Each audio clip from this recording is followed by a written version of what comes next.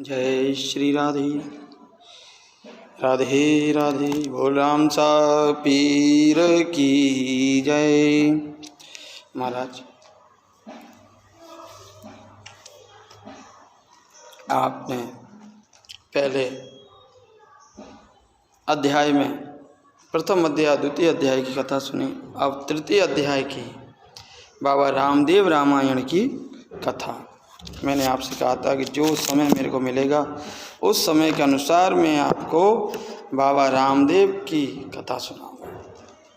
अब बाबा के तीसरे अध्याय में, पहले अध्याय में बाबा की बंसी कथा सुनी और रेण जी और खीवर जी की कथा सुनी। अब आगे जाएगा तृतीय अध्याय में हम शुरू करते हैं उद्दू कश्मीर की स्थापना एवं अजमल जी का विवाह। आइए पहले भगवान की वंदना कर लेते हैं। ओम वक्रतुंड महाकाय सूर्यकोटि समप्रभा निर्विघ्नं कुरु मे देव सर्वकामेषु सर्वदा। नीलाम्बुजश्याम सीतासमागो निजजाजजापं प्राणो मादाय निजजाजजापं नमामि रागं रघुवंशनाथम्। ॐ वक्रतुंड महाकाय सूर्यकोटि समप्रभा निर्विघ्नं कुरु मे देव सर्वकामेषु सर्वदा। ॐ वंशैवजदकरं नवनीरवादा पीताम्बरादर्वीं बलादरुष्टां पूर्णबिन्दुसुन्दरं मुखारविन्द्रनेत्रां कृष्णाय तद्गवितत्त्वं न जाने। ओम। आइए बोल श्री राम सा पीर की जय। कहते हैं कि जब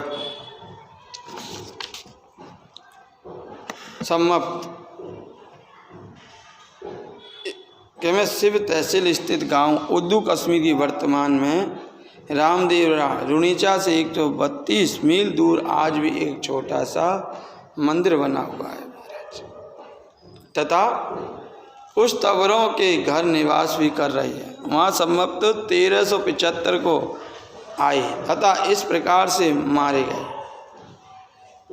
1141 से 1375 संवत तक रहे। आगे कहते हैं बादशाहों की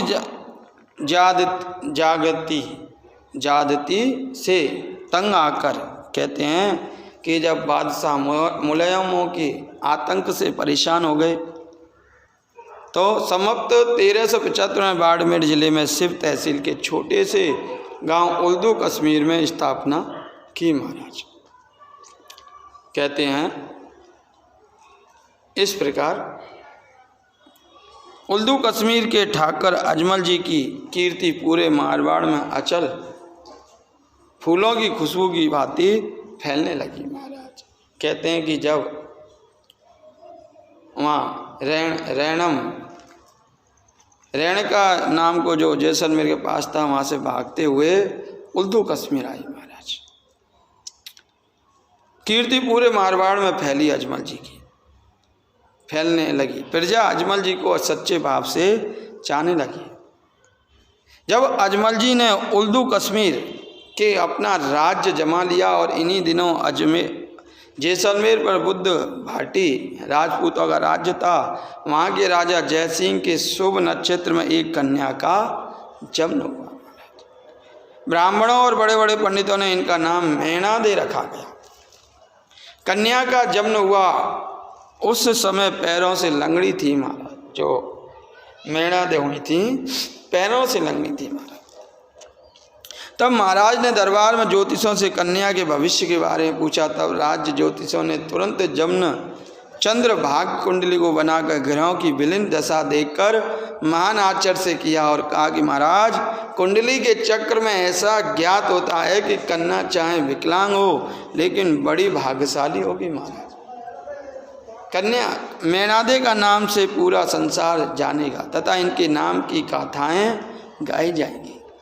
पंडितों ने कहा कि कन्या आपकी बेशक पैरों से पंख पर आपकी कन्या का नाम बड़ा महाराज होगा और ये बहुत बड़े राजा के साथ में इनके विवाह होगा और आने वाले समय में इनकी कोख से एक बड़ा महान तपस्वी जन्म लेगा। यह सुनकर भी किसी को विश्वास नहीं हुआ परंतु ईश्वर की गति विचित्र होती है महाराज। होनहार भाभी प्रबल हो गई, पहचान नहीं सकता, ये सोचकर सब चुपचाप रह गए। समय पाकर दिन प्रतिदिन शुक्ल पक्ष की अद्भुत चंद्र ज्योतिष की भांति शशि बंधन कन्या बढ़ने लगी। जैसे शुक्ल पक्ष का चंद्रमा बढ़ता है उसी प्रकार से वो मेणादे बढ़ने लगी। साथ ही राजा की इस कन्या को कौन विवाह करेगा महाराज। अब पैरों से पंगु हो उसकी शादी कैसे। कहते कि जा पर कृपा राम की होई वा पर कृपा करे सब कोई। ठाकुर जी इसका जीवन कैसे पार होगा। इस प्रकार की मानसिक अशांति से मुक्ति पाने के लिए कई बार देवी देवताओं की मनौतियाँ मनाई, पूजा चढ़ाई, अतिथि जिस किसी ने उपासना उपाय बताया किया, पर लाख कोशिश के बाद भी वह कार्य सार्थक नहीं हो पाया। कहते हैं कि जैसलमेर के राजा ने घनी कोशिश करी महाराज कि मेणा दे के पैर ठीक हो जाए, जो उन्हें जैसे बताई वैसे उन्होंने की, पर मेणा दे के पैर ठीक नहीं हुए। कहते हैं लाख कोशिश के बाद भी ये कार्य सामर्थ्य नहीं पाया। केवल एक ही परमदेव राजा हैं जो कहते हैं पल में रंग राजा करे सुरंग, ईश्वर गति विचित्र अति जातक होए निसंग, मुख होय गोविंद बुंदी जाए कृपा मलटार, गहन गिरी पंगु चढ़े जी शरण सुखधार। अतिथि संत की महिमा धारण तत्व के निचोड़ करती है महाराज। कहते हैं कि कभी भी मुश्किल में हो तो किसी संत के पास जाके उसका समाधान पूछें, किसी अच्छे ब्राह्मण या अच्छे भक्त के अच्छे मित्र के पास में जाके उसका समाधान पूछें, तो जरूर भगवान की कृपा से कोई ना कोई है तो भगवान ही करता धरता, पर क्या है कोई निर्मात्र मात्र बन के आ जाता है और उस काम को आपका असंभव को संभव कर देता है। ऐसे ही बताया है कि संत के पास में गए महाराज, यदि उस परमेश्वर की कृपा हो जाए तो असंभव भी संभव, कठिन कर सकल कामनाएं पूर्ण होने में जरा भी समय नहीं लगता। इसी घटना चक्र में अजमल जी के अचल यश, धर्मपरायण, दयालुता की कीर्ति का नाम फूलों की खुशबू की भांति छू नहीं पाई और परम पीर राजा जयसिंह ने सोचा कि कन्या का विवाह रणसी से पुत्र अजमल जी के साथ हो जावे तो बहुत ही खुशी की बात है महाराज। क्या है कि मनुष्य की जब कीर्ति की गाथाएं जगह जगह घूमती हैं तो उसकी गाथाएं ठेठ उस राजा के पास में गईं और उन्होंने मन में विचार किया कि अगर मेरी पुत्री की शादी अजमल जी के साथ हो जाए तो मेरा जीवन धन्य हो जाए महाराज। कहते हैं मन चंगा तो कटौती में गंगा। राजा ने अपने मंत्रियों के विचार विमर्श कर मेणादे का विवाह रणजी के पुत्र अजमल जी से हो जाए तो आपको कैसा लगेगा। तब मंत्री बोले ये तो खुशी की बात है, यदि मारवाड़ में कहावत है यह तो सोने से सुहागा है। मंत्रियों ने कहा महाराज शुभ काम में देरी नहीं करनी और ऐसा काम जल्दी से जल्दी कर देना चाहिए। अजमल जी जैसे महान पुरुष से मेणादे बाई का ब्याह हो जाए तो इससे बड़ी खुशी और क्या हो सकती है। मंत्रियों के विचार सुनकर राजा की बड़ी खुशी हुई और रानी को सारी बात सुनाई। रानी मेणादे का विवाह की बात सुनकर बड़ी खुशी हुई और रानी ने कहा कि हे राजन, यदि पंडित को बुलाकर शुभ लग्न लिखकर उल्दू कश्मीर रणपुत्र के पास अजमल के धनरूप जी के पास भेजो। शुभ घड़ी ये मांगलिक कार्य में देरी नहीं करनी चाहिए। कि मैं देरी नहीं करनी चाहिए। और अगर इस तंवर कुंवरों तक भी मेणादे का पुंगली की खबर पड़ गई तो सभी मन गणित महल क्षण भर में ही ढेर हो जाएंगे। कहते हैं कि जिस टाइम बुलावा कहते हैं भेजा जा रहा, उस टाइम कुछ नहीं बताई गई महाराज, खाली शादी को संदेशा भेजा गया।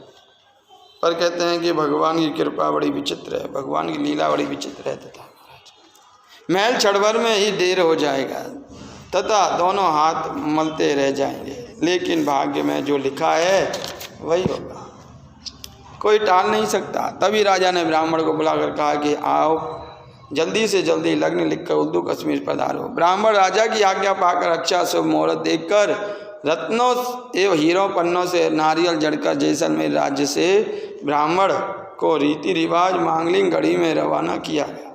मेणादे की संसारिक विकलांगता को पूर्ण रूप से छुपा कर रखना। ब्राह्मण चलता चलता 3 रोज ब्राह्मण थका हुआ चेहरे पर अनेक भावी खुशियां लिए खुद उल्दू कश्मीर की सीमा पर पहुंचकर रात की सांस ली। थोड़ी दूर पर रेत के धीरों से जैसे शुक्ल पक्ष की रेत में चांदी के समान टीले चमकते हैं, वैसा ही महल इस रेगिस्तान धरा का गौरव बढ़ा हुआ चमक रहा था महाराज। वहीं ब्राह्मण देव का भी मन खुशी भरा अति शीघ्रता से महल तक पहुंचने के लिए बार बार व्याकुल हो रहा था। ब्राह्मण देव कुछ समय में ही महल के द्वार पर आ पहुँचे। वहीं खड़े द्वारपाल ने आज्ञा अनुसार रोकते हुए सत्कार के साथ अतिथि भवन में ले जाकर सत्कार पूर्वक स्वागतम किया तथा उन्हें किससे मिलना है ये पूछा। कहते हैं कि जब ब्राह्मण उल्दू कश्मीर की सीमा पर पहुंच गया तो वहाँ सिपाही जो खड़े थे उन्होंने भाई साहब कहाँ से किससे मिलना है आपको, सभी बातें पूछी। कुछ ने पूछने पर बातों का श्रवण कर आज्ञा की रेखा पर चलते हुआ द्वार पर अजमल जी से जाकर ब्राह्मण के पधारने दर्शन करने की जिज्ञासा को पेश किया, जिस पर अजमल जी ने बिना समय नष्ट किए उसे यहाँ लाने की आज्ञा दी। ये संदेश सुनकर ब्राह्मण अति प्रसन्न हुआ तथा जब ब्राह्मण देव ने दरबार में प्रवेश किया उस समय दरबार खचाखच भरा हुआ था। दरबारियों ने ब्राह्मण देवता का स्वागतम किया और एक ऊंचे आसन पर बिठाया और जैसलमेर से आने का कारण पूछा। तब श्री जोशी जी ब्राह्मण ने जैसलमेर के राजा की तरफ से उनकी कन्या का शुभ लग्न लेकर आया हूँ, अजमल जी के शुभ नारियल लेकर आया हूँ, सो आप उसे नारियल को स्वीकार करोगे। ब्राह्मण के शुभ वचन सुनकर सारे दरबार में खुशी सी लहर गई, दौड़ पड़ी और अजमल जी ने शुभ नारियल स्वीकार किया और अजमेर के राजा की कन्या मेणादे का संबंध अजमल जी के साथ पक्का हुआ। इस संबंध में शुभ समाचार पूरे राज्य में आग की भांति फैल गया। कहते हैं कि शुभ समाचार और ऐसे फैला कि जैसे कि महाराज कोई इत्र की खुशबू फैलती है, ऐसे ही वो अजमल जी की विवाह का बात फैल गई कि मैं ब्राह्मण के प्रस्थान के पहले ही स्त्रियां घर पर के इस संबंध में शुभ समाचार पूरे राज्य में आग की तरह फैल गए। ब्राह्मण के प्रस्थान से पहले ही स्त्रियां घर घर विवाह सगाई के गीत गाने लगी। अजमल जी की शादी के समाचार गांव-गांव फैल गया। लोगों के झुंड नाचने गाते आनंद मग्न होकर उल्दू कश्मीर में इकट्ठे होने लगे। उधर धनरूप जी ने ब्राह्मण को दान दक्षिणा देकर विदाई दी और कहा कि आप कोई चिंता मत करना, हमारी बारात शुभ मुहूर्त पर जैसाणे पहुंच जाएगी। सब सरदारों को हमारा मुजरा नमस्कार कहना। ब्राह्मण उल्दू कश्मीर विदा होकर जैसलमेर पहुंचा। जैसलमेर के राजा का दरबार खचाखच भरा हुआ था। ब्राह्मण के शुभ समाचार राजा को सुनाया और कहे कि आप कन्या का विवाह की तैयारी कीजिए, आपकी कन्या बड़ी ही भाग्यशाली है जो अजमल जी जैसा पति मेणादे को मिला है। राजा ने विवाह की तैयारियां करने का हुक्म दिया। जगह जगह तोरण सजाए गए, स्त्रियां सोलह श्रृंगार कर सज धज विनायक महाराज की स्थापना करने लगीं। चारों ओर जैसलमेर में ऐसी शोभा थी कि इंद्रसन फीका नजर आने लगा और मेणादे अपने भाग्य की सराहना करने लगी। कहते हैं इधर अजमल जी की तैयारियां हो रही हैं। मैना दे पतो पड़ी कि हमारी शादी हो रही है, तो वो मनी मन बड़ी खुशी हुई। आगे कहते हैं इधर उल्दू कश्मीर की अजमल जी के यहाँ भी विनायक के पश्चात व्यवहारिक रीति रिवाज की सब प्रकार की पालना की गई और विक्रम संवत 1376 वैशाख शुल्क अक्षय तृतीया के अवसर पर धूमधाम से बारात विदाई हुई। महाराज कहते हैं उल्दू कश्मीर में बढ़िया गयानंद जी की पूजा हुई, देवों को मनाया गया, देवियों को मनाया गया और धूमधाम से संवत विक्रम संवत 1376 वैशाख शुल्क अक्षय तृतीया के दिन अजमल जी की शादी हुई। कहते हैं जैसलमेर के पास पहुंचने पर शहर के स्त्री पुरुष छोटे मोटे सब बारात देख कर आए और संबंधियों द्वारा आगवानी करके वर को तोरण पर ले गए।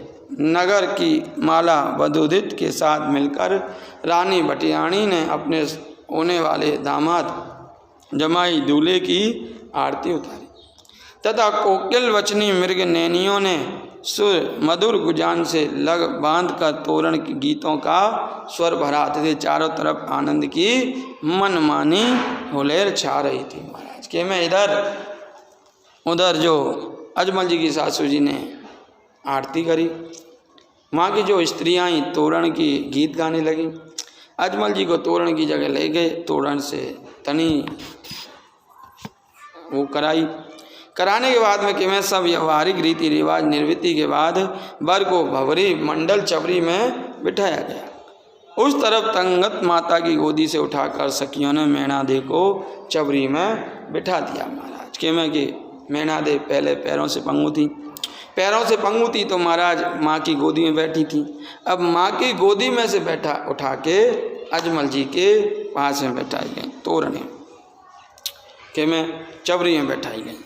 मंगल ध्वनि ब्राह्मण के कमल रूपी खिले हुए ध्वनि मंत्रोच्चारण के साथ जय ध्वनि का ककोल हर्षनाथ का पूजन हवन किया जा रहा था। अंतर यह भी ओट में पानी ग्रहण हाथ लेवा जोड़ा गया। ईश्वर की अनुकंपा से जैसे ही अजमल जी ने हाथ मैना दे के हाथ में स्पर्श हुआ, तैसे काया कंचन सदृश हुआ। फेरों का समय हुआ। सखियों ने चित्तित भाव से मैना दे को उठाने की चेष्टा की। महाराज भगवान की चमत्कार ऐसा हुआ कि जब हथलेवा किया जा रहा था उसी समय भगवान की कृपा ऐसी हुई कि मैना दे के जो शरीर कंचन जैसा हो गया और पंगु भी जाता रहा। महाराज केवल रणजी को गुरु प्रसाद तपस्या अजमल जी की सरल स्वभावी उपार्जित हरि भक्ति के प्रभाव से मैना दे स्वयं स्वाभाविक गति से उठकर चबरी में फिरने लगी। बोल राम सा पीर की जय। इसीलिए कहते हैं पितरों के आशीर्वाद से और कुल देवता की कृपा से हमारा घर बढ़िया चलता है। कहते हैं रण जी के गुरु कृपाई और इधर अजमल जी का स्वभाव सरलता निर्मलता गंभीरता, ऐसे करके मैना दे अपने आप ही चबरी में घूमने लगी। महाराज कहते हैं उस समय जैसलमेर के राज्य घराने बारातियों एवं दर्शकों ने अच्छा आनंद आ रहा था। सबने इच्छा पूर्ति से दान गान सम्मान दहेज आदि से ऐश्वर्य का उपयोग किया तथा राजा ने खुशी के साथ जैसलमेर तक राज्य फैलाने की अनुमति दी थी। अजमल जी से कह दी कि जहाँ तक तुम्हारा राज्य फैलाया जाए वहाँ तक फैलाओ तथा साथलमेर से 3 मील दक्षिण में गढ़ बनाकर रहने की आज्ञा दी, जिसे अजमल जी ने स्वीकार किया तथा चबरी के समय अपने ससुर का पोकरणगढ़ के नाम से गढ़ को विख्यात करने का वचन दिया तथा जैसलमेर के राजा ने कन्यादान देकर हथलेवा छुड़ाया गया। राजा और रानी सारा अजमल जी की प्रशंसा करने लगे और खजाने खोल दिए गए। बाटी साहब ने घर छोड़कर बैराग लेने की अनुमति मांगी, मगर अजमल जी ने अनुमति नहीं दी तो धनरूप जी ने पोकरणगढ़ बनाने की आज्ञा मांगी, जिस पर अजमल जी सहमत हो गए। लेकिन वहीं पोकरण से 3 मील उत्तर की पहाड़ी पर आदू भैरव नाम करके राक्षस रहता था, जिसने 12-12 मील तक गांव के गांव उजाड़ दिए थे। तब सम्भवतः वहाँ पर गढ़ का निर्माण संभव नहीं था। समय यूं ही गुजरता गया। धनरूप जी के घर एक कन्या ने जन्म लिया जिसका नाम रखा कमला, और उसके बाद धनरूप जी बिना बताए ही घर से साधु बनकर निकल गए।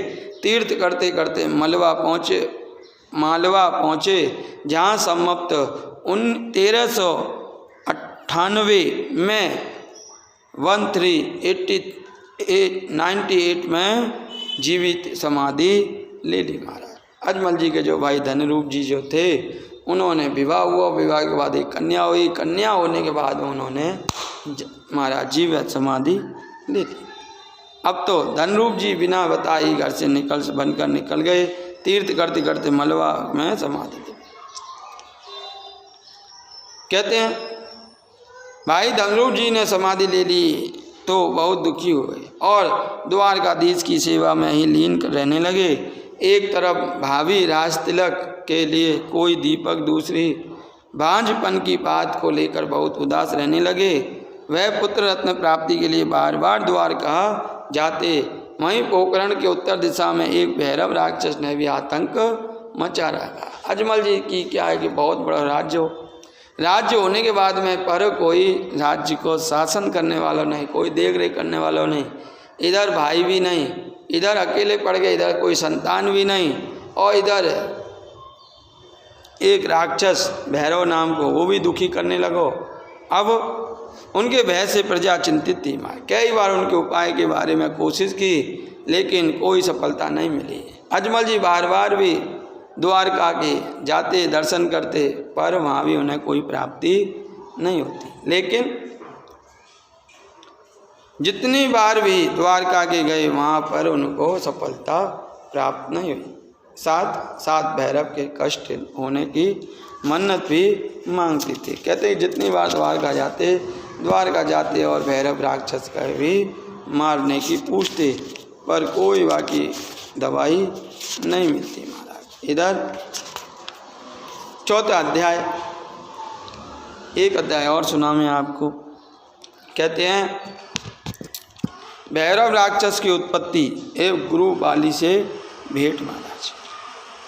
वर्तमान में पोखरण से 18 किमी दूर जैसलमेर जोधपुर मार्ग पर स्थित ये लावा, जो आज भी पोखरण तहसील का एक आदर्श ग्राम है, इसलिए स्थापना को लेकर कई गुमराह तत्व रहे हैं। लेकिन इस गांव को जैसलमेर के महाराज जयसिंह ने संवत 1372 के आसपास जोधपुर के प्रभावी महाराज से युद्ध में जीतकर अपने अपने राज्य में मिलाया था। इस गांव को अपने राज्य में मिलाने के लिए दोनों प्रभावी राजाओं के मध्य 15 दिन तक घमासान युद्ध चला था महाराज।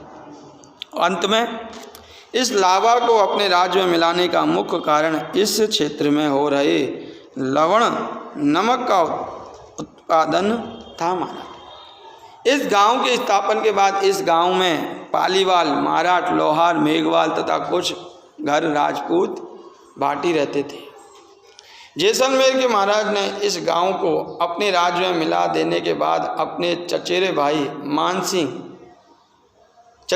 नानक सिंह को ठाकुर पद बैठा कर उन्हें दे दिया था। वहीं इस गांव से 16 किमी उत्तर दूर दिशा में एक पहाड़ी पड़ती थी। इस पहाड़ी के ऊपर साथलमेर करके गांव बसा हुआ था। इस गांव के बसेरे बनिए भूतड़ा जाति के साहूकार रहते थे। इन्हीं बनिया जाति में भैरव जी भूतड़ा का घर था। भैरव के एक बहन कुननी, एक पुत्र तथा पत्नी रहती थी। कहा जाता है कि भैरव की बहन कुननी बहुत ही सुंदर तथा सुशील लड़की थी। एक दिन भैरव किसी व्यापार संबंधी कार्य के लिए जोधपुर की राजधानी मंडौर गया हुआ था। हमेशा की भांति उस दिन भी कुननी अपने सहेली के साथ पोखरण के पास स्थित एक बेरे से पानी लेने जा रही थी कि उधर से लावा के ठाकुर नानक जी अपने संवारों के साथ शिकार की तलाश में भटकते भटकते वहाँ आप टपके और ठाकुर की निगाहें एक वासना का भूत सवार हो गया और उन्होंने कुननी बहुत ही सुंदर थी, जिससे कारण ठाकुर की निगाहें हटाने से भी हट नहीं रही थी। अंत में नानक जी ने अपना मुंह काला कर दिया और इधर बाकी की सभी सहेलियां वहाँ दौड़ती गांव साथल जाकर गांव वालों को ठाकुर द्वारा की गई नीच हरकतें बताई, लेकिन गांव वाले ठाकुर से डरते थे, इसलिए कोई नहीं आए। ठाकुर तो अपना मुंह काला करके बाद वहाँ से चला गया और कुननी दर्द के मारे कराहती हुई धीरे धीरे अपने घर पहुंचकर गांव वालों को आप बीती सुनाई। इधर उसी रात भाई भैरव भी आ गया तथा दूसरे दिन भी समाज की एक बैठक रखी, लेकिन ठाकुर से बात करने एवं जैसलमेर के महाराजा से मिलने किसी की हिम्मत नहीं हुई। महाराज के मैं कि जैसे गांव के ठाकर थे, महाराज किसी छोटे आदमी के साथ कोई गलत काम हो जाए तो वो बड़े आदमी के सामने कैसे अपनी वाणी बोली अपनी जीवा खोले, तो वही बात भैरव के साथ में हुई। पर क्या मैं कि जैसी करनी वैसी भरनी, क्योंकि नियम सबके लिए होते हैं, चाहे वो राजा हो रंक हो, नियम सबके लिए। पर भैरव के साथ में अच्छा नहीं हुआ तो माने कि मैं साम डाम दंड भेद, जब शांति से काम नहीं होवे तो दंड से काम किया जावे।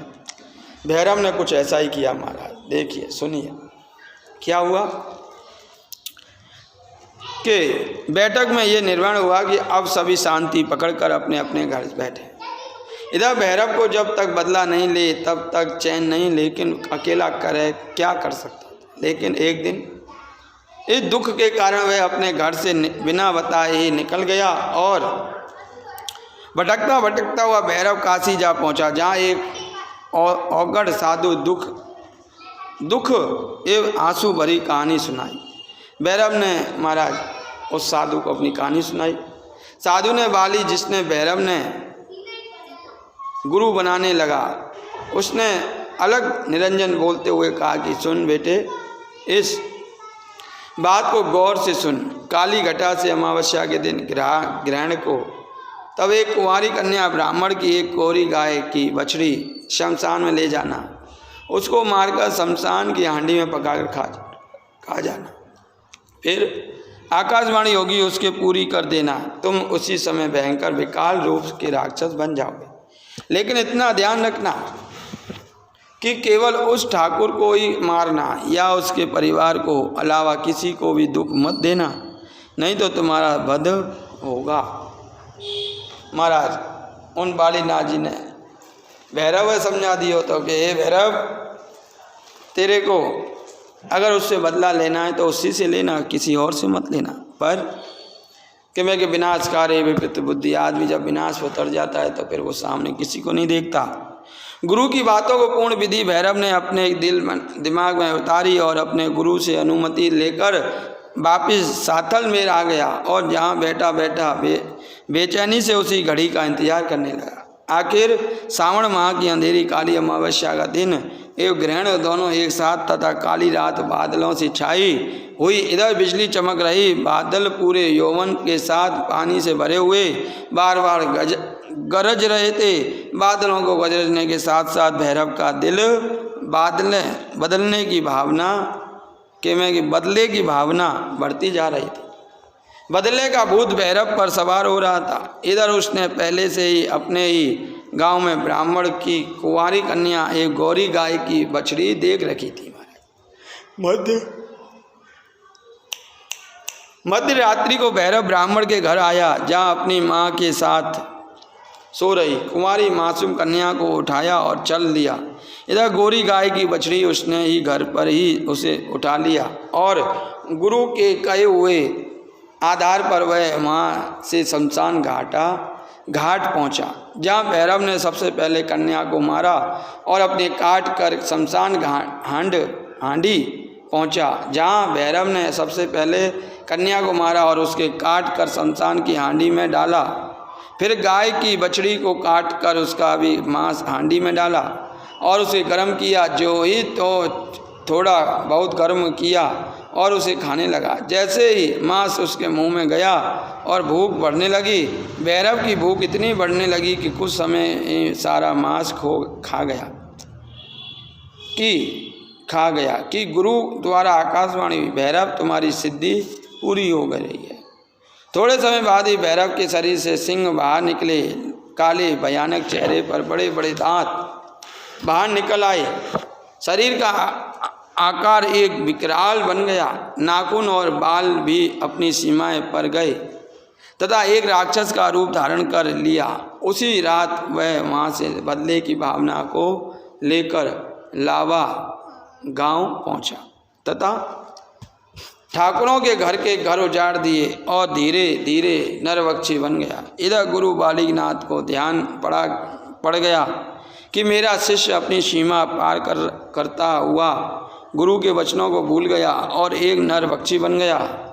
तो गुरु बालीनाथ हिमालय की पहाड़ियों को छोड़कर पंजाब होता हुआ मारवाड़ पहुंचा। इधर पूरे मारवाड़ में भैरव की चर्चाएं जोरों पर चल रही थीं। तो गुरु धीरे धीरे सातलमेर पहुँचे, जब तक भैरव ने 12-12 मील तक मानव जाति का नाम तक नहीं रखा। गांव के गांव उजाड़ दिए। जहाँ के लोग मारवाड़ के दूर दूर अचल में जाकर अपनी जीविका चलाने लगे। इधर बालीनाथ ने सोचा कि अगर शिष्य पर काबू नहीं पाया तो ये मानव जाति का नाम तक नहीं छोड़ेगा। तब गुरु बालीनाथ ने साधु रूप में ही एक गृहस्थ संत बनकर उल्दू कश्मीर के राजा अजमल जी के यहाँ जाकर इसकी ज्यादती के कारण दुख भरी कहानी सुनाई और उन्हें सातलमेर जंगल में आ गए और कुटिया बनाकर रहने लगे। कहा जाता है कि एक दिन भैरव राक्षस बहुत थका हुआ अपने निवास स्थान पर जा रहा था कि जंगल में अचानक कुटिया देख ली और रास्ता बदलते हुए वहाँ पर आ गया और कुटिया में बैठा साधु पर झपटने लगा था। उसने अपने गुरु को पहचान लिया और पैरों में गिर गया और भूखे प्यासे की बात बताई और गुरु से आप बीती बताने लगा। साथ ही गुरु होने के नाते उनका स्वागतम एवं आदर किया। इस प्रकार से गुरु एवं शिष्य दोनों उसी कुटिया में रहने लगे। कहा जाता है कि सातलमेर के भूतड़ा जाति के बनिए मारवाड़ छोड़कर बाहर चले गए थे, जो आज भी उत्तर प्रदेश, मध्य प्रदेश, हरियाणा आदि में निवास कर रहे हैं। इधर भैरव नरभक्षी को लेकर बालीनाथ पुनः उल्दू कश्मीर गए, जहाँ पर अजमल जी से मिलकर उनके उपाय की बात की तो उनके पास तो भगवान द्वारका के अलावा कोई सहारा नहीं था। इसीलिए द्वारकानाथ स्वयं पधार कर ही इसका वध करेंगे, इतना कहकर बात समाप्त कर दी। महाराज कहते हैं बालीनाथ जी बार बार जाते और अजमल जी यही कहते कि भाई मेरे पास तो एक ही सहारा है, वो है द्वारकाधीश। अब कहते हैं कि श्री अजमल जी का द्वारका प्रस्थान। अब द्वारका प्रस्थान हम वो कथा आपको कल सुनाएंगे 5वें अध्याय में। ऐसे ही 2-2 अध्याय हम आपको रोज़ सुनाएंगे। बोलो जय श्री राधे राधे राधे। बोलाम सा पीर की, अजमल घर अवतार की जय। जय जय श्री राधे। श्याम श्यामा श्याम वृंदावन धाम की जय।